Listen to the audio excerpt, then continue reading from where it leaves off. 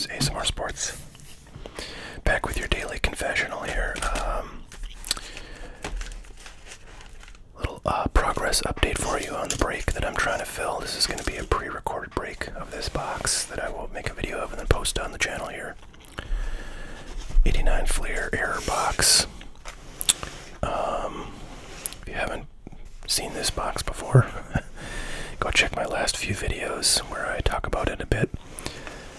Selling 9 spots of 4 packs each in this 36 pack box. Hoping to pull some Ripken F-Face errors and some Randy Johnson Marlboro background errors. I think it's like $30. Is it $30 or $35? Something like that per spot. Please go check that out. I'll link it below. Thank you to the 3 folks, I think, so far who've bought. So we've got 6 spots left. And I'm going to keep reminding you each video until we get that filled, because I really want to fill it and open that box on a video and get those shipped out to people. So many thanks to those who have picked up spots already. Today we got a couple things on the agenda.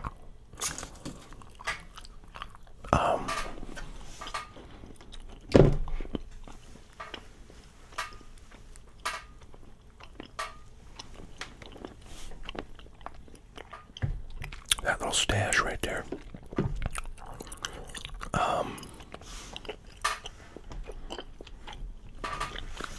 Was a little collection of unopened boxes I picked up at a local, what they call antique mall. I'm pretty sure they have these things all over the country, but we've got maybe like 3 or 4 of them in my area, in North Dakota. Basically what an antique mall is just like it's generally a pretty large like store where they sell, like display cases or like little areas of the space to people who want to sell their, kind of like usually antique or kind of tchotchke collectors kind of stuff. So you see a lot of like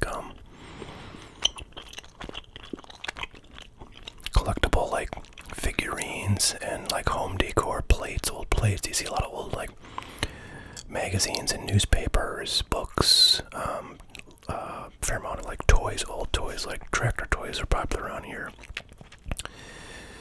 But everywhere, car toys and things like that are popular. But anyways, at these antiques malls, there's usually like 1 or 2 vendors out of probably like, 100 that are in the space that has sports cards. And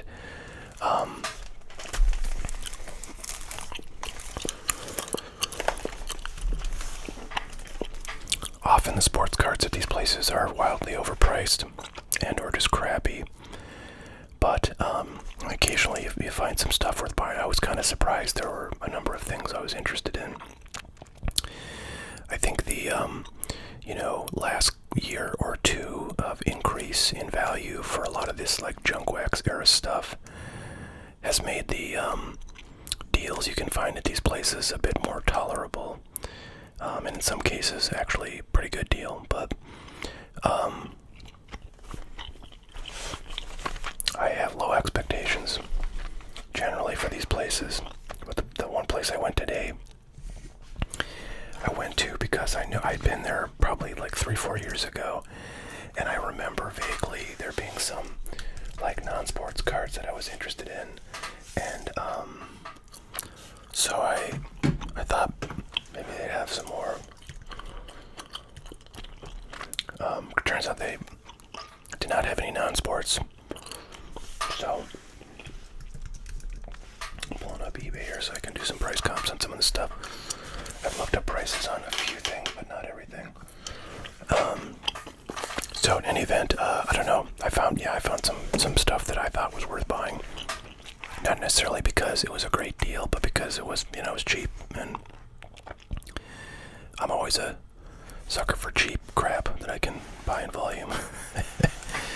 So of this box, I'm going to go through these and kind of talk a little bit about them and why I was interested in them, and maybe we'll explore the pricing. The price stickers you see on all these products are exactly what I paid, plus tax. So that's helpful. These cards here, Max Race cards,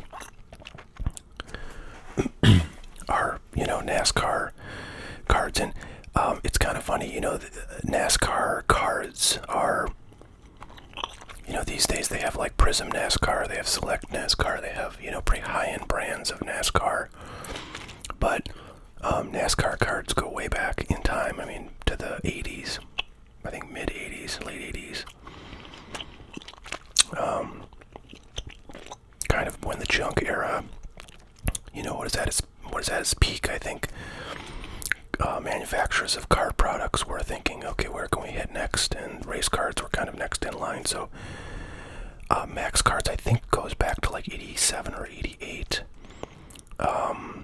And, if NASCAR collectibles ever really catch on in a major way, I mean, I think they have, certainly in the past 2-3 years, been, gotten much more popular than they were prior to that time, but still, boxes like this are not very valuable. But they had 3 of these, and they were $10, and I was like, hey, you know what? Generally, like pretty much any junk era wax box at this point, I feel is, not a terrible deal at $10. So anything you see, even at like 90 Fleer baseball, 91 Donruss baseball, just total trash. If you see it for $10, it's probably not a horrible deal, right? I mean, back in the not too distant future, 3, 4, 5 years ago, boxes like that were going for $2-3 a box. I used to go to card shows a lot before the pandemic, and there was one guy there who always at these card shows I used to go to, he was generally like the only one who ever had unopened stuff, so I always bought a bunch of stuff from him. I bought a lot of modern basketball from him. That's kind of where I started out on this channel, is buying like boxes of stuff for $30-$40 of like modern basketball that he was trying to get rid of, and back then was worth like nothing. I remember I bought a couple of boxes of Optic Basketball Fast Break from 2017, and I remember these things vividly because he had them at the show, for like every show for like several months, and I must have been the only one who ever bought those things. And I did some early videos on this channel of those boxes, probably not knowing anybody who was in them, but they were cheap, and so I bought them and opened them, and those boxes were like $30, $35 for those boxes when I bought them. And I just looked on Blowout like earlier, like this weekend. It was like yesterday night, I think. I looked, and those boxes are like $550 or $600, so I should have kept them unopened. Anyways, the reason I mentioned that, guy, is because at one point, this was probably 2007, no, it would have been 2018, like probably late 2018. This guy at the card show, who always got the unopened stuff, just had a bunch of like, random junk wax era boxes from, 87 to, I don't know, 91. And it was all different sports and everything. And I was like, how much do you want for everything? And he kind of, sized up what he had and, did some calculations in his head. And he's like, it was like $300 or something. And, I said, okay, deal. So I packed up all this stuff. It was like, I don't know, 4 or 5, kind of like cardboard moving boxes full of stuff that I got for $300. And I took it all home, and I remember I calculated, and it was like $2 a box that I paid. So that was a really good score. Even at the time, those boxes were probably $5, $6 boxes. But I bought them all at once and got a deal, and now those boxes are probably like $20 a piece, even for the crappy stuff. So, anyways, nowadays, So back then, I was sort of on the mind, well, I gotta have like a deal. If I'm gonna buy junk wax, it's gonna be like $2 to $5 a box. Nowadays, I think $10 a box is probably what I would pay. Like if I saw a box of junk for $10 a box, I would probably pick it up because somebody will pay me $15 for it probably. This box I looked up, and I knew these were not going to be worth much, but I looked up on eBay. These basically go from like $10 to $15 a piece, plus like anywhere between $8 and $15 for shipping. So I think fair to call this like a $20 value that I got for $10, and I got 3 of these. But really, I just kind of want to, when I get stuff like this, I just want to hang on to it because I don't really think there's a ton of this stuff around, and I do think that if NASCAR stuff ever picks up, this is going to be, a decent box. I mean, I've seen this happen so many times, like 1990 Marvel cards made by Impel, which were pretty popular when they came out in 1990. I remember buying packs of those. But I bought some of those boxes like in, 2017 or 18, as part of a large bulk junk wax deal. And I think I paid probably $20 or $25 for them. Well, those boxes are worth, $700-800 right now, and they were as high as like $1,500 a box, about a year and a half ago. So, that's just one example. Another one is I bought, I think it's Ace brand, tennis cards. I can't remember what the set is called, but it's like basically the first modern set of tennis cards. It has like basic rookie cards of Agassi and Sampras and a bunch of other guys. And I'm a big tennis fan, so I saw that box in a card shop I went to in St. Cloud, Minnesota one time when I was on my way back from Minneapolis. And it was like probably $15-20 or something like that. And I was like, you know what? I never see these boxes around. And I'm a tennis fan, so like I'm just gonna buy this because like it seems like fun to have. So I bought that, and those things are like a few $100s now, I think. Because this sort of rookie card craze of like every conceivable, everyone wants a freaking Spider-Man rookie or a Andre Agassi rookie or a Simone Biles rookie, right? So that kind of like anything that's got the first card of any popular athlete or personality is like valuable. Okay, enough of that. This next box is sort of falls into that category of like anything $10 or thereabouts is probably a decent deal. This box probably I'm sure goes for $15 or $20 on eBay plus shipping. I didn't really buy it because I thought it was a deal. I bought it just because it would, it's $15, and honestly, I could make a video opening these things, and it would be a lot cheaper than many other things I could do, like opening a $150 or $300 hobby box on this channel. So I don't know. I got these just to have more sort of stuff I can. I was looking at the box and I saw the Greg Jeffrey Future Stars card, and I was just like getting nostalgic. I was like, oh man, I love freaking Topps wax packs, wax boxes from the 80s. So I already have several of these, but I don't know. I just felt like I really wanted to get that, so I did.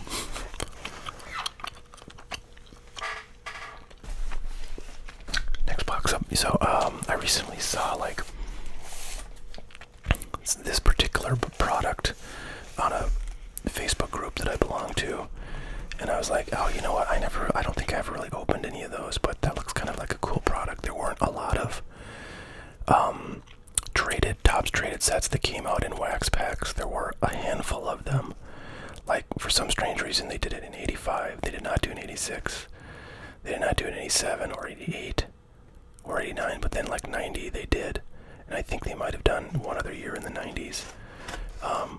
Generally traded sets come in boxes with the full set. So anyways, I was just thinking, I never really bought any of that product when I was a kid. And then they show up at this antique mall, for $20 $6 a box. I was like, you know what, I gotta get those.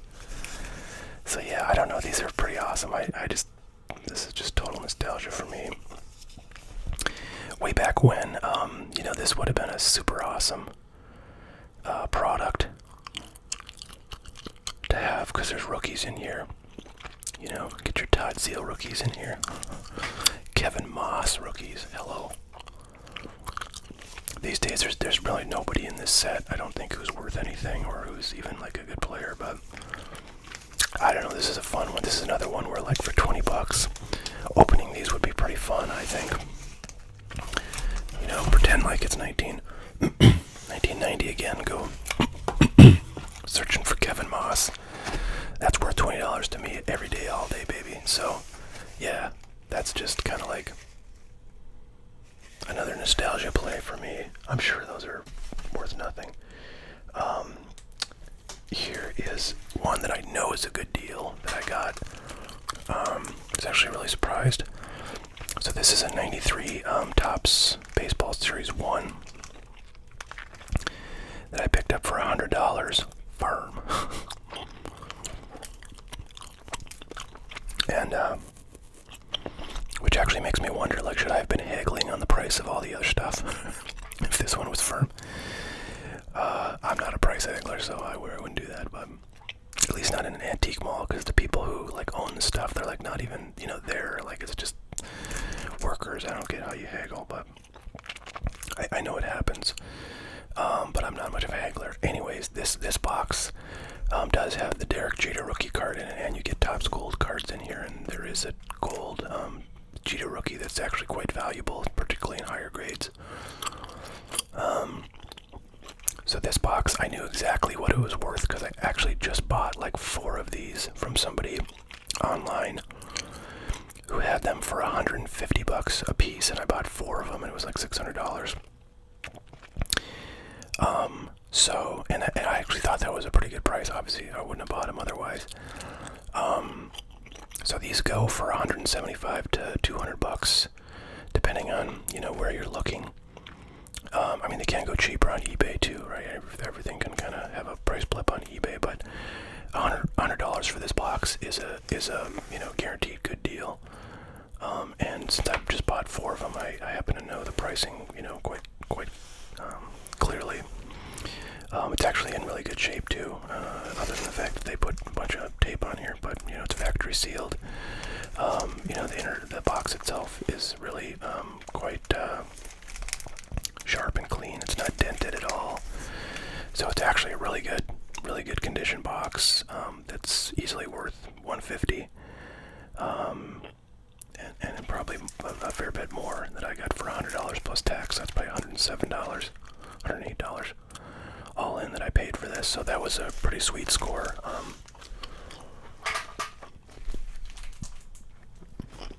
Now these next one, I really don't know if I just got ripped off on these, because these were actually from a different seller than all that other stuff. But late 90s to early 2000s baseball stuff I'm a sucker for, because I really did not buy much in this time frame, so I did not get to experience the products, the Topps card sets that came out during this era. So if I see an unopened and it's a product from that era, I'm generally going to be pretty interested in it. I'm just typing in some searches here. So these were $50 a piece, and 2000 Topps is actually an interesting set. There's a 2000 Topps highlights and update set, I think. Now they just call it Topps Update, but back then it was highlights and updates. And that set is really valuable because it has rookie cards. Or no, I'm sorry, I'm thinking of 2001 that has the update, but these are the year before. But the 2001 update set has Ichiro and Pujols rookies. So if you see those boxes around, definitely pick those up. But 2000 Series 1 and 2, I don't think have anything really particularly interesting in them. But there's always autographs potential, and both the boxes here have Hank Aaron, I think, reprint cards. Some years it was Mickey Mantle, some years it was Hank Aaron, some years I don't know if they did other players. I think they must have, because back in 2000s that was like Topps' thing. They would do reprint cards of like a major player. So I'm just looking for I'm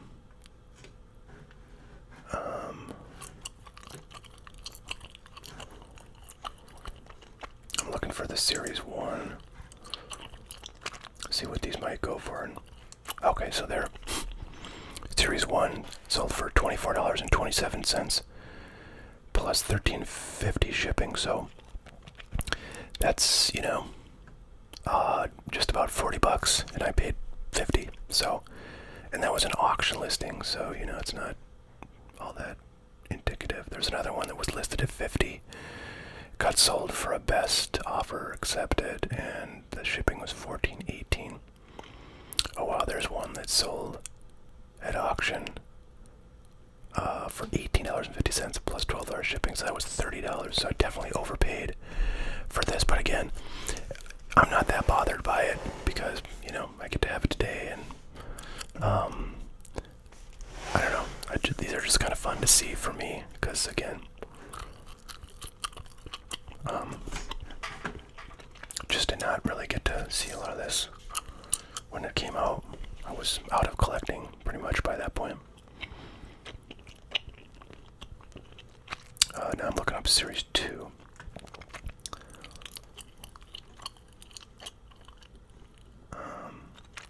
There's one from April 16th, sold for $39.96 plus $12.95 shipping. And then like the same day there was one that sold, that was a buy it now, there's one that sold at an auction for $28.48 plus $9 shipping, so that'd be under 50, that'd be like under 40. There's one that was listed for $85 and had a best offer accepted, so of the two, it seems like Series 2 is a bit more valuable, maybe worth even a little bit more than $50, so maybe I evened out on these kind of value-wise, paying $50 each for them, but I don't know. I figured it was possible, quite probable, that one or both of these was worth less than $50, but I don't know, just fun stuff to pick up. I think. So that's my haul from the local antique market, and that is agenda item number 1. Item number 2 here is a request from our friend Reaper.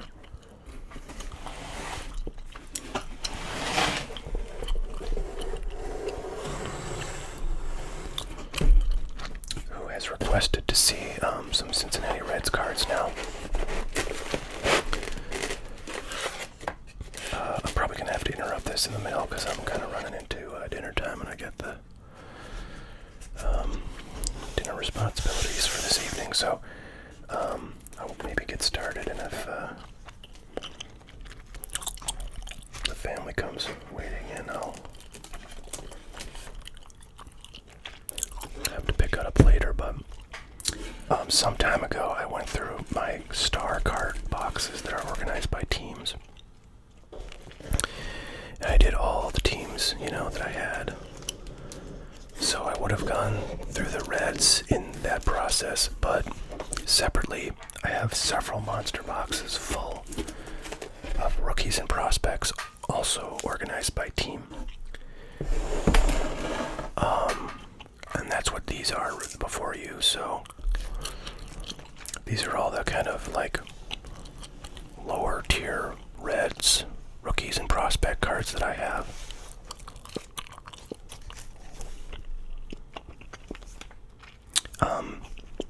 And I plan to go through all these, but actually I'm going to pause now and come back to this later. But in addition to those, I'm also going to go through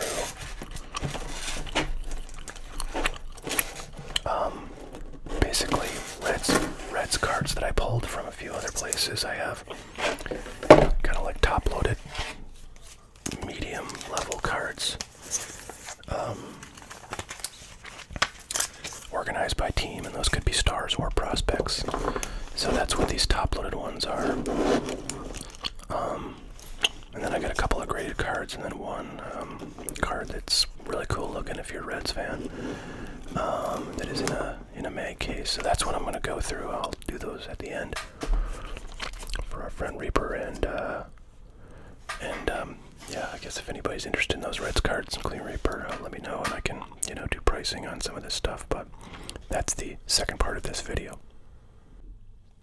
Okay, with that, let's get some Reds cards going here.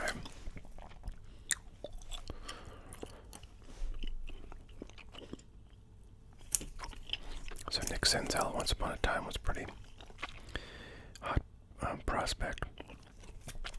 Since he made his debut, this is a 2019 update.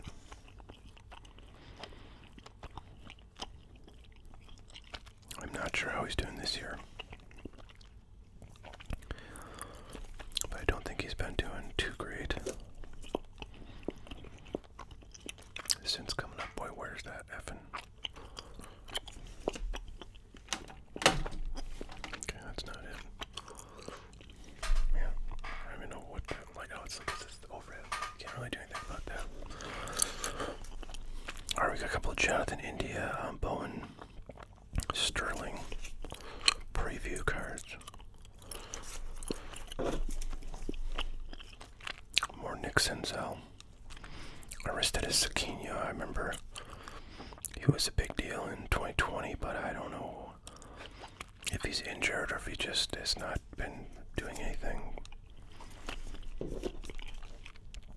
don't think this guy, if he's in the league anymore, but he had a really hot start to his career. Or the 2017 Bowman. First Bowman, Nick Senzel.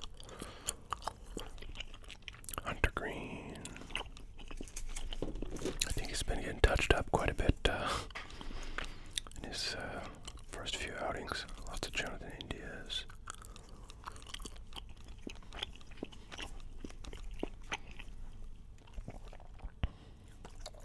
That's a 2019 Bowman Heritage.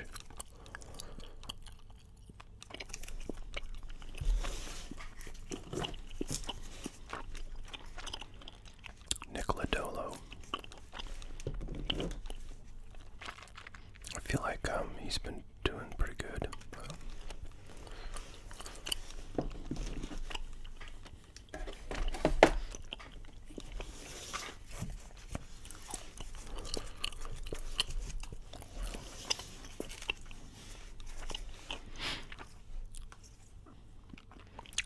It's a Nick Senzel.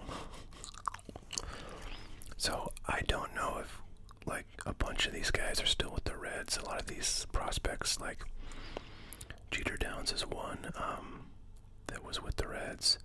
We'll be seeing some of his cards. Taylor Trammell is another one. I don't know if he is still with the Reds, but I feel like a lot of their guys have been kind of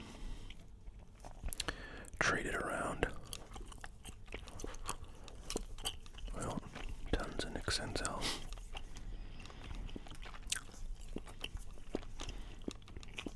Jonathan India. First Bowmans, lots of those. That I'm pretty sure is Bowman draft from 2018, yeah. I ordered a case of that and opened pretty much all of it, I think. Jose Siri.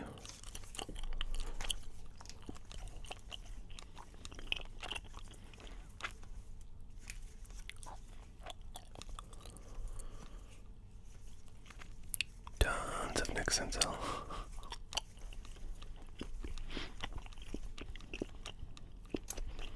That's a 2017 Bowman Tech, high-tech.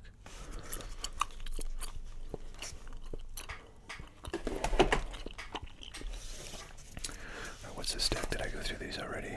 Yeah, I did.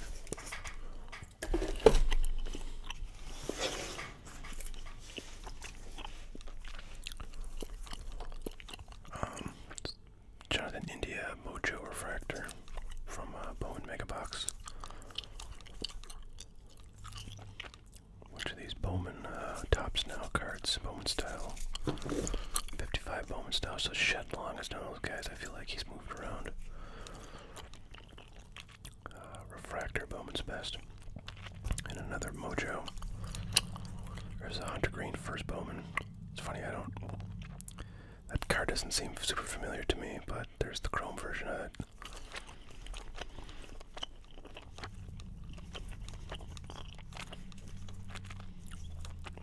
Another Mojo.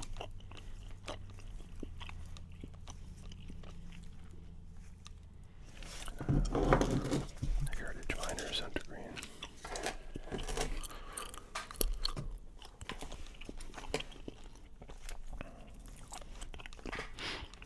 Taylor Trammell, Atomic Refractor.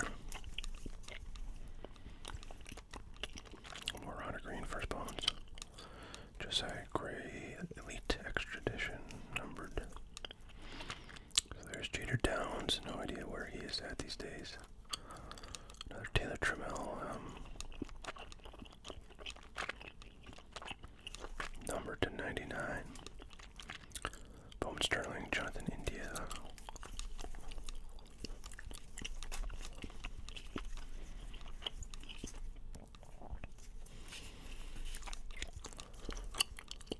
Another numbered Taylor Trammell. Shed Long Black. I think these are numbered to like 50 something. Oh, 50 on the button. And another Atomic there.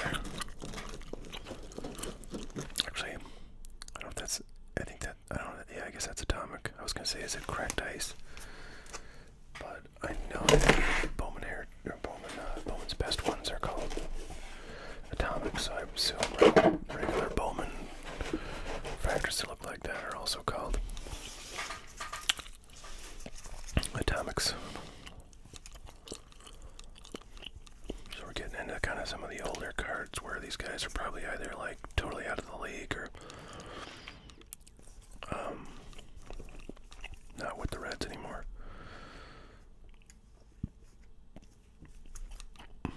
These are 2015 or 14. 2015.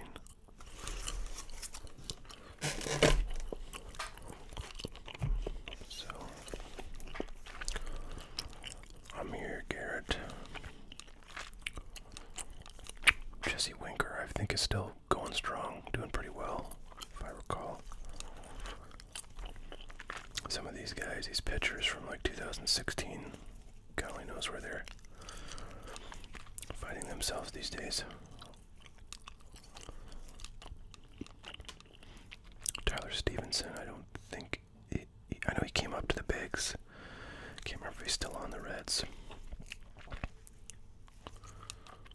Scott Moss, huh?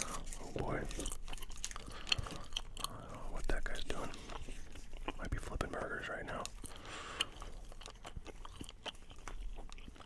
Lots of Bowman's Best stuff here. Refractor. That's a really nice looking blue. I don't know what Taylor Trammell's up these days, but I've got quite a few numbered cards of him apparently. I don't think he really ever was like a top prospect. So I'd be shocked if those are worth anything. Shed Long. Man, I got a ton of Hunter Green first Bowmans. I didn't even realize.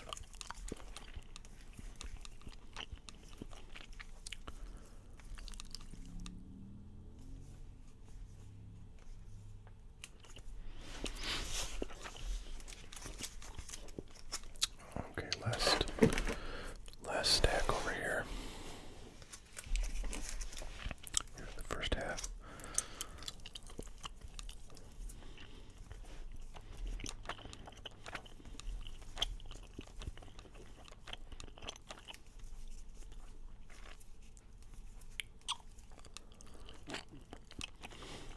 Rookie Davis, I always thought that name was kind of wacky. Taylor Sparks. Pretty sure that guy's not playing in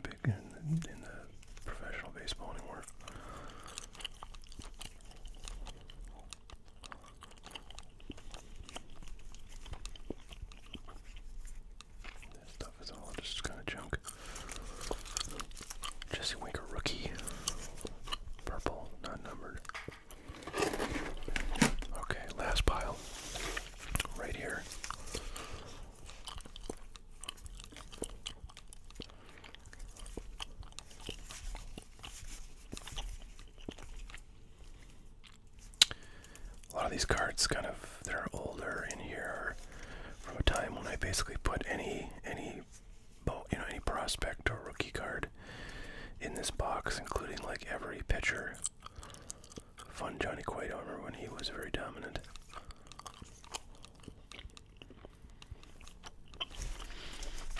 Since that time, I've become much more selective about what I put in, and generally don't put in pitchers unless they're like Hunter Green caliber guys. All right, let's take a look at the stack that I pulled, kind of from the top-loaded mid-tier box I have. So there's a Barry Larkin autograph that I'm pretty sure I pulled it myself. Contenders Draft, Jonathan India from 2019. Very nice card there. And then I've shown these in some other videos, but I have a handful of autographs here. These two are from Bowman High Tech, 2018, I think. And then a Bowman's Best. Speaking of Bowman High Tech, here's a couple of Jeter down, then a Shed Long.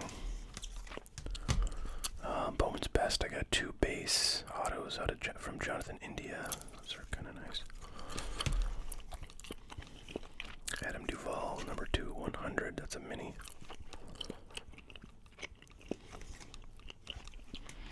Josiah Gray and looks like Joey V there.